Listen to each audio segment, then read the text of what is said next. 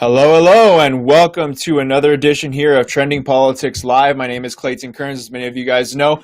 Welcome in, bring it in. We have a lot of people jumping on today. I'm so glad to talk to you guys today on a Tuesday. A lot happening as always, guys. I want to just start off by saying make sure to go to trendingpolitics.com. Refresh the site all day. We're always coming out with great things. Our Facebook page just hit 1 million fans. Thanks to each and every single one of you guys. And our website is a top 2,700 website in the country. Thanks to you guys. Also, make sure to go to ilovemyfreedom.com. We have great t-shirts here. This one is super comfortable. One Nation Under God. Wear it proudly. We have this shirt here available at our store at ilovemyfreedom.com. So, everybody, I want to get started here with the announcement of President Trump this morning, everybody. He has said it. And, you know, President Trump, got to give him credit, has been very, very clear from the get-go about what he wants to do with the Supreme Court seat. This morning, he has come out and said, I will be announcing my Supreme Court nominee on Saturday at the White House. The exact time is to be announced very, very soon. So, ladies and gentlemen, Saturday is the big day. We are highly anticipating it. According to Bloomberg yesterday, apparently, according to sources, Trump is leaning towards Amy Coney Barrett. Now, yesterday I did a whole read-through of Barbara Lagoa, who is the other front runner, but according to reports, she has kind of taken a distant second seat to Amy Coney Barrett. Now, a lot of us love Amy Coney Barrett. She is very anti-abortion, which is very good. A lot of us are very pro-life, let's say. But I don't know. I think Amy Coney Barrett might be a little bit more of a controversial pick, which might be met with more scrutiny from the liberals, but we don't know. We'll see what happens there. But either way, ladies and gentlemen, Saturday, President Trump is going to drop the bomb. He is going to announce the pick for the Supreme Court on Saturday. Get ready. Now, another reason I love doing these live streams later in the day here is because we get to get all the news from the morning and see what the White House is saying. And this morning, Kayleigh McEnany absolutely went off again on the media. I'm not sure if many of you saw it, but last night, Don Lemon openly said it's time to blow up the system. We now have mainstream media networks calling to literally blow up the system. Instead of just reporting the news, they're telling the voters and the American people, it's time to blow it up. It's time to blow it all up. So first, what I want to show you is Kayleigh McEnany reiterating the point that President Trump, it's his constitutional duty to appoint somebody, and that's exactly what he's going to do. Now, before anyone, gets in their minds like, well, didn't Obama have a constitutional duty? Then why didn't Mitch McConnell go through with it? The bottom line at the end of the day was that the Senate and the presidency were not united at all in 2016. They were not united, and the Democrats were going to strike down and the Republicans were going to strike down the nominee anyways. So why even put the person up for confirmation when they weren't even going to vote for them anyways? And the final thing is that some people say, oh, well, Republicans are going to rue the day that they are going to rue the day if they put a replacement or fill the seat that is left vacant by Ruth Bader Ginsburg's passing. And to them, I say, I don't really see it. Everybody was so sure that the American people were going to vote the Republicans out in 2016 because we held up Merrick Garland and we wouldn't put him through the Supreme Court. Well, we won the House, we kept the Senate, and we won the presidency. So apparently, the will of the people needs to be done. The people did not want Justice Merrick Garland. They wanted President Trump's person, and that's why they voted for him. And so here we go. So Kayleigh McEnany reiterating the stance of President Trump in the White House, saying that we will go through with this, and not only will we, it's a constitutional duty to do so. Nancy Pelosi, Chuck Schumer, and Alexandria Ocasio-Cortez have officially shown their blatant disregard for the United States Constitution. Apparently, it is now a high crime and misdemeanor worthy of impeachment for a lawfully elected President of the United States to exercise his constitutional duty. Article 2, Section 2 of the Constitution clearly states that the President, quote, shall nominate, end quote, justices of the Supreme Court when a vacancy occurs. No matter the time, no matter the politics of the day, the President is the President. There's nothing in the Constitution that says the President stops being the President in an election year. The President has already appointed 2 strong conservative justices to the Supreme Court, justices who will interpret the Constitution as written. Now he will nominate a 3rd. That's great. That's great right there. And if everyone agrees with Kayleigh McEnany there, I want you to have a big, huge fill the seat below. I don't think she could have said it any more clear right there. President Trump has a constitutional duty to do so, and he's about to get his 3rd justice so far in his presidency. We also have another justice who is 82 years old. So you never know. If President Trump wins again in 2020 in November, he could very well have another Supreme Court justice under his belt. I forgot the justice's name, but he was appointed under Bill Clinton, and he's 82 years old. So you never know. You never, ever know what's going to happen. And next up, we have Kayleigh McEnany unloading on the Democrats for Don Lemon. Last night, Don Lemon and the Democrats have basically said, blow it all up, destroy the system. It's time to bring the House down. And Kayleigh McEnany just went in on him. Democrats cannot win their argument on the merits. They cannot win on precedent, so they must search and destroy. Don Lemon said the quiet part out loud last night. He said this: we're going to have to blow up the entire system if the president does his job as outlined in the Constitution. That's the difference between Republicans and Democrats. We fight to protect the system. We fight to protect the Constitution. When Democrats say outright, we are going to blow up the entire system because we do not get our way. This president will proceed undaunted by Democrat threats. President Trump will fulfill his duty. President Trump will appoint the next Supreme Court justice.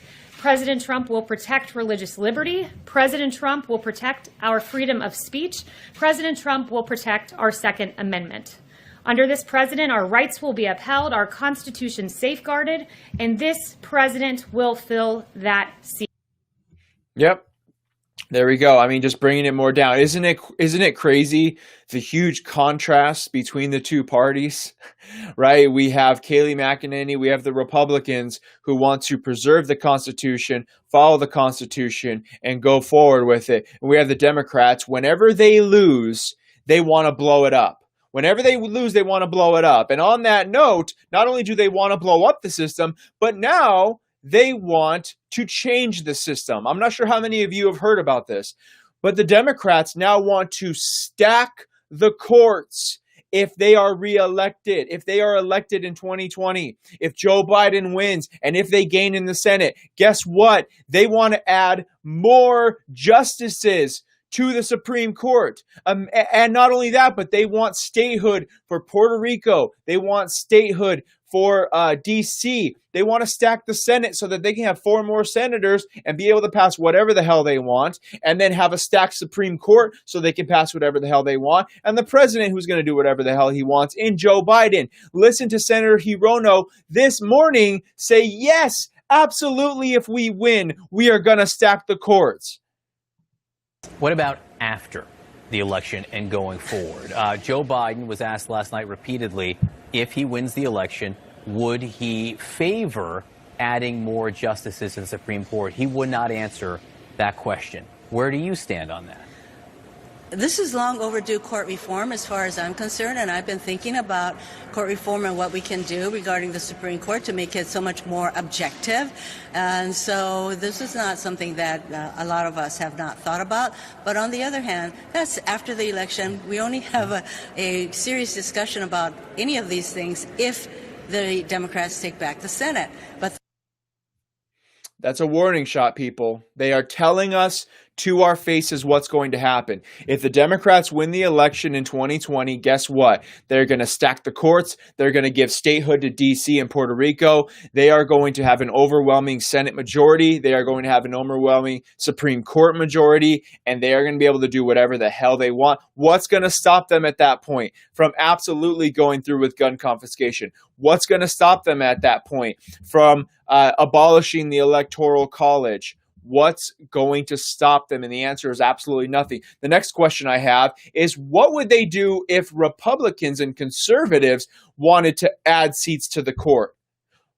Do you think that they would not freak the hell out if President Trump wins election in 2020 and then says, oh, by the way, I want to add 3 more justices to the Supreme Court, and I'm going to appoint all of them in the next year? They would lose their ever-loving minds. But when they want to do it, it's all up to them. They want to do it. So, ladies and gentlemen, for the over 3,000 people that are watching across Facebook and YouTube, just remember that on November 3rd, your vote is not only for President Trump versus Joe Biden. Your vote is against the Supreme Court for the next several decades, for our children, for our grandchildren, for our great-grandchildren that are to come.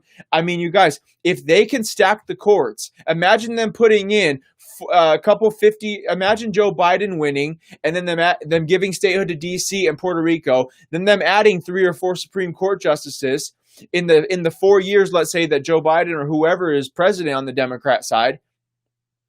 What's going to stop them from appointing 3 52-year-old young people who are super staunch liberals to the courts for the next 3 to 4 decades? It would completely change America as we know it, and that's what we are fighting against in this election. Don't you ever forget it. Don't you ever forget it. This is all about power for the Democrats. But the ironic thing is that when they want overwhelming power, it's all good to them. But if the Republicans were ever to pull something like this and say, hey, by the way, we have the presidency, just to let you know, we're going to stack the courts and add more senators, and we're going to be good for the next few decades, they would lose their mind. They would lose it.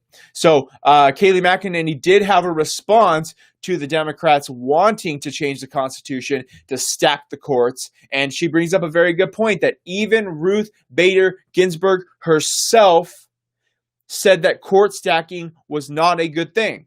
To the Supreme Court, as you mentioned, does that concern you at all as you go about this process? Yeah, that's it's unfortunately another example of trying to blow up the system. If you don't get your way, Democrats will blow up the system. They will change the system. They will trample on the Constitution. And I would point them to the words of Justice Ginsburg, who called court packing a bad idea. She called it partisan. She said 9 seems to be a good number. I think packing the court was a bad idea when President Franklin Delano Roosevelt tried it, and I'm not in favor of all of that. And there you have it. Ruth Bader Ginsburg is not in favor of it. So the left is saying, hey, Ruth Bader Ginsburg didn't want the court to be fulfilled. But they said, oh, but guess what? She also was against stacking the court in your favor. So you can't have it both ways, people. You can't have it both ways. And Republicans, it's not that we don't, respect her if she actually didn't want her seat replaced. But the bottom line is that her respects are not in the Constitution, and her wishes to not fill the Supreme Court vacancy are not in the Constitution. So now a little bit of good news on the front that we could get another appointee before the election. And yes, Pelosi and the Democrats are going to do whatever they can to obstruct President Trump's nominee. However, like I said in yesterday's show, we don't have Murkowski. We don't have Collins. We do have Lindsey Graham. I thought we didn't have Romney. Now, it might not still be a yes from Romney. However, what has happened? Hell has frozen over. Pigs are flying. Mitt Romney came out today and said, yes, that he supports a vote on the Senate floor for a new Supreme Court justice. This is from Mitt Romney himself. He says this: my decision regarding a Supreme Court nomination is not the result of a subjective test of fairness, which, like beauty, is in the eye of the beholder. It is based on the immutable fairness of following the law, which in this case is the Constitution and precedent. The historical precedent of the election year nominations is that The Senate generally does not confirm an opposing party's nominee, but does confirm a nominee of its own. The Constitution gives the president the power to nominate and the Senate the authority to provide advice and consent on Supreme Court precedent in considering the president's nominee. If the nominee reaches the Senate floor, I intend to vote based on their qualifications. I didn't see this coming at all. I thought for sure that swampy Mitt Romney was going to say, no, we need to be principled. I'm not going to vote here right before the election, 45 days before the election. We need to wait until a president is installed in the next election. But to his credit, he didn't. Got to give him credit where credit is due, because I got to be honest with you, I was not expecting this whatsoever. This might be the first time that Mitt Romney has agreed with anything that President Trump has said, and he's spot on. He says the Constitution gives the president the power to nominate someone and the Senate to be a check on the president. And in this instance, in 2020, the Senate and the presidency are aligned. They are aligned so they can make this decision and get a candidate going. So now we might not even need Mike Pence as the tiebreaker, because if Amy Coney Barrett or whoever President Trump selects, Romney's going to vote yes or no. He's going to vote yes or no, and it's most likely going. I'd be hard pressed to figure out a reason why he would say no. I don't know why. I don't know why he would say no in this instance. So if Amy Coney Barrett comes through and she really impresses in her confirmation hearing, you guys, I got to say, we might not even need Mike Pence as the tiebreaker. And that's amazing. That's absolutely amazing. You guys, back when Brett Kavanaugh was nominated, he was going through his confirmation hearings. I don't know how many people out there remember, but I want you to comment if you guys remember the absolutely disgusting way that Democrats handled the Brett Kavanaugh situation.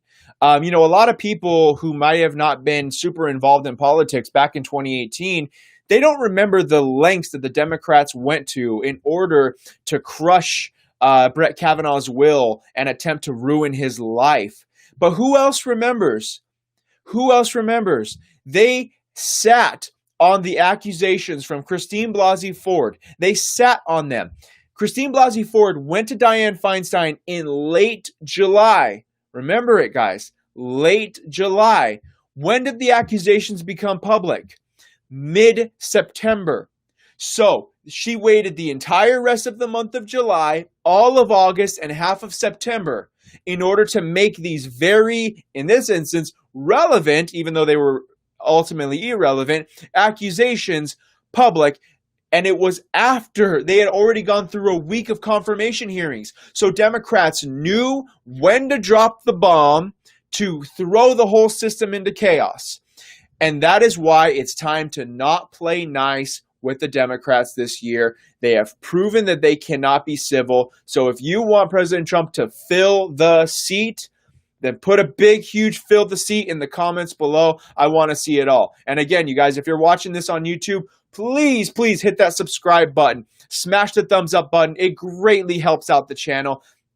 It greatly helps our content to be pushed out to more people. And if you're watching this on Facebook, smash the thumbs up button as well. And if you're not already liking our page on Trending Politics, over 1 million people like it. So make sure to join it. Make sure to hit the like button on our page and like our Trending Politics Facebook page. We're always pumping out our articles, content, great memes that you can share. I'm also going to be doing more original videos as well. I have a few in the hopper here that we just need to publish, and it's going to be a lot of fun, you guys. So I'm shocked at what Mitt Romney said. I got to be honest with you. I'm very, very shocked at that, but I am very excited. That was very refreshing to see from Mitt Romney that he has a little bit of sense for once. So the next topic here is the debate. Guys, in exactly 7 days, we're going to have a presidential debate. I can't believe it. I didn't think this day would come. I'm still maybe not 100% sure that it's actually going to happen, because you never know. Something might happen with crazy Joe Biden right beforehand, and I don't know. But guys, the topics for the debate have officially come out. So, according to Axios, just in, the Commission for Presidential Debates has released topics for the first debate on September 29th. Exactly 1 week from today, you guys.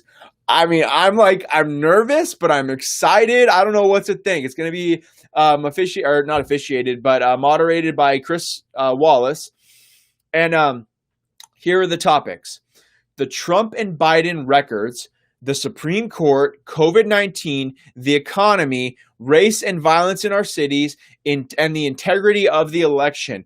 I gotta say, I think this is actually a really good set of topics for President Trump, because Biden's record is so vague because he's been in politics for so long, but President Trump's record is so focused and concise because it's only been 3 years that he has been in public office, and he has gotten so much done. Advancing peace in the Middle East. We had a soaring economy before the Chinese virus. Yes, and to anyone watching, if anyone is listening from the Chinese Communist Party, it is the Chinese virus that came from China. But before the Chinese virus and the coronavirus came here to the United States, we had a booming economy, thriving stock market, jobs, money velocity like you wouldn't believe. And then the Chinese virus came in, the Wuhan virus came in. And so I think that President Trump has a lot to talk about with his record here. I mean, we could go down the list, you guys, but it is just unending. And the fact that Biden hasn't been in public office for 8 years, and even when he was in public office, the only thing he likes to talk about is Obamacare. Obamacare, really? That's your accomplishment? So I don't know. But the Supreme Court, I think it's going to be, he has all the talking points in the world. We have the Constitution on our side. We are united with the Senate, unlike in 2016 when we were not united with the Senate. COVID-19, this one I am a little worried about. I got to be totally honest with you. I believe that President Trump might struggle with this one a little bit, because I'm afraid that Chris Wallace, you guys, with the coronavirus, it's a complex topic because there are so many numbers involved here. There's death rate per capita, there's cases per million, there's overall cases, overall deaths per million, and President Trump is such a huge thinker. Guys, big-time entrepreneurs, not all the time, are involved in little intricate details, okay? I have this little tool here because I play guitar, and this strengthens your fingers and your dexterity for when you play the guitar, okay? The people who came up with this idea, they're the entrepreneurs who had the idea for the hand strengthening tool, but they had engineers go in and actually put on the coils and figure out the design and do everything else like that. That's what President Trump is not, is the small details guy. He is the big picture entrepreneur guy.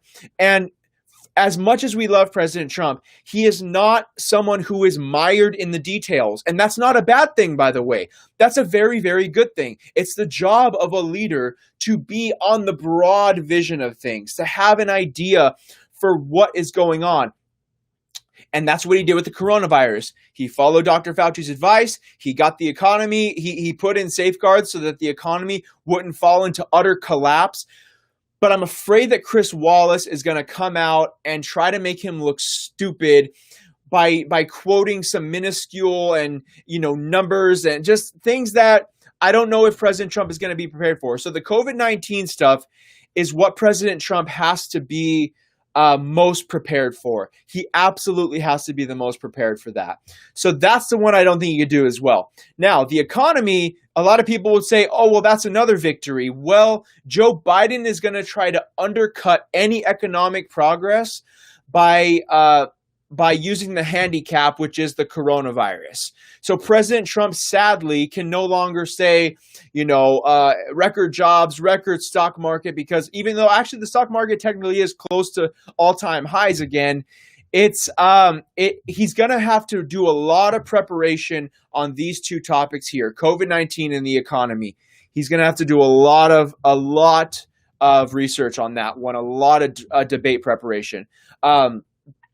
race and violence in our cities.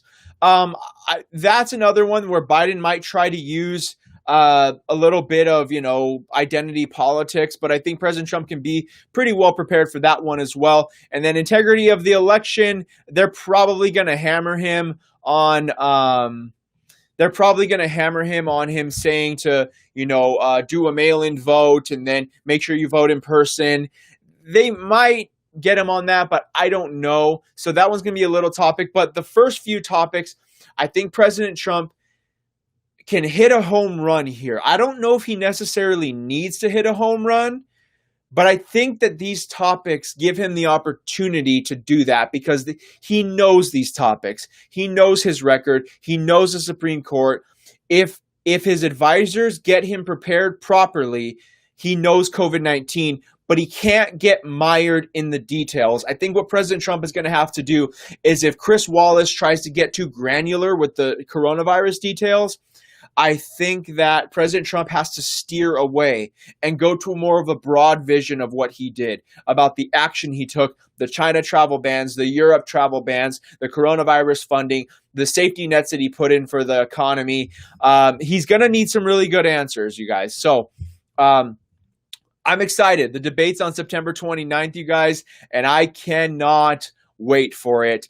So let me know what you think about that below. If you think that President Trump is going to do a good job, how he's going to do, if Biden is even going to make it. And guys, I just got to tell you, I want to warn each and every one of you on this, is that I know all of us know that Biden appears to be discombobulated. He appears to be, just not all there mentally.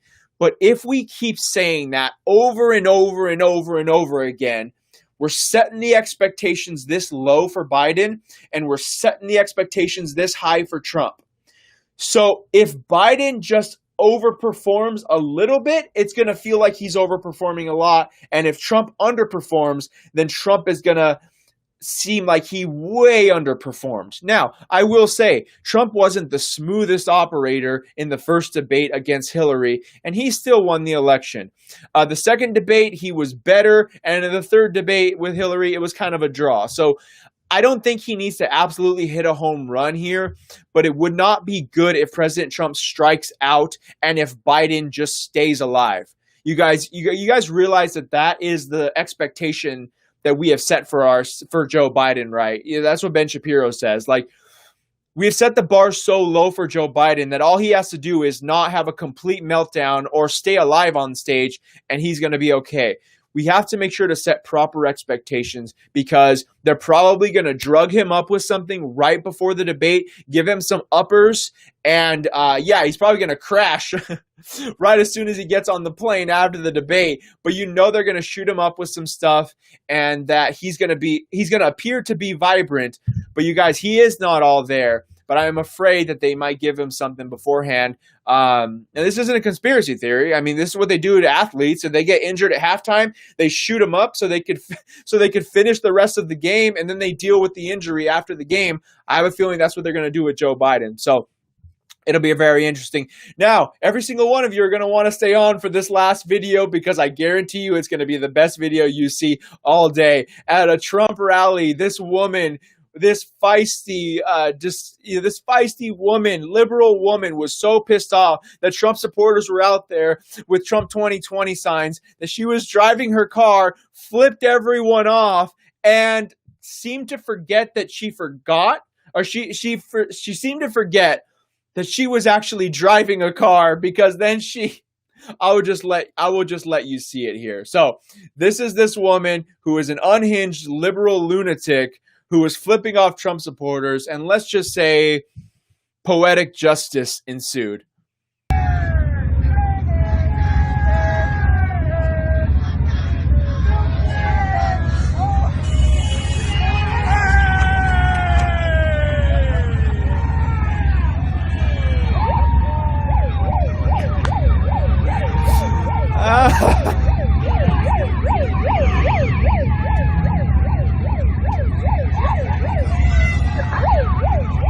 How embarrassing.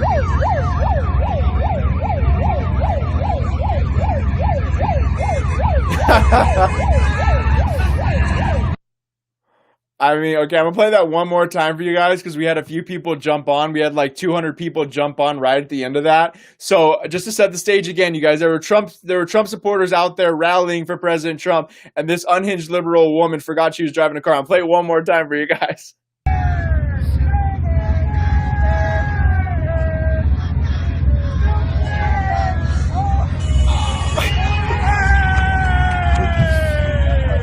And then they mock her.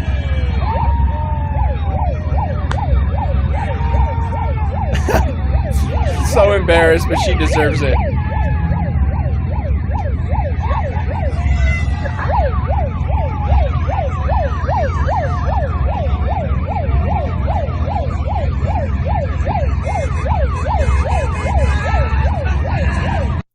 And the people are just mocking her relentlessly.